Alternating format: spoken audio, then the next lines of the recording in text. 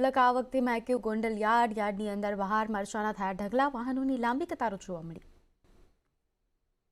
રસોડામાં મસાલાના રાજા કહેવાતા તીખા તમતમતા લાલ ચટાક મરચાની ફોરમથી ગોંડલ યાર્ડ મહેક્યું। લાલ ચટાક મરચાની તીખાશ ગોંડલ યાર્ડમાં ફેલાઈ। ગોંડલ યાર્ડ મરચાની અઢળક આ વખતે ઉભરાયું। જ્યાં તમારી નજર પડે ત્યાં માત્ર ને માત્ર મરચાના ઢગલા જ દેખાઈ રહ્યા છે। ગોંડલ યાર્ડમાં મરચાની મોટી માત્રામાં આવક થતાં ગોંડલ યાર્ડમાં પગ મૂકવાની પણ જગ્યા બચી ન હતી।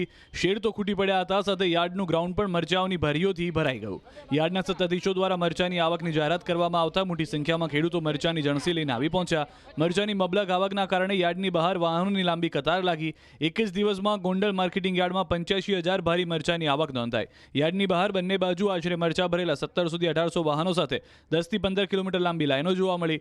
ગોંડલ તાલુકામાંથી 3 થી 4 ખેડૂતો બળદગાડામાં મરચાની જણસી લઈને પહોંચ્યા। ત્યારે મરચાની અઢળક આવકને કારણે માર્કેટ યાર્ડમાં મરચા જ મરચા જોવા મળ્યા। આ સાથે મરચાનું ગ્રાઉન્ડ ટૂંકું પડ્યું હતું અને ડુંગળીના ગ્રાઉન્ડમાં મરચાની જણસી ઉતારવાની ફરજ પડી હતી। યાર્ડના સત્તાધીશો દ્વારા મરચાની આવકની બીજી કોઈ જાહેરાત કરવામાં ન આવે ત્યાં સુધી મરચાની જણસીની આવક પર સદંતર બંધ કરવામાં આવી છે।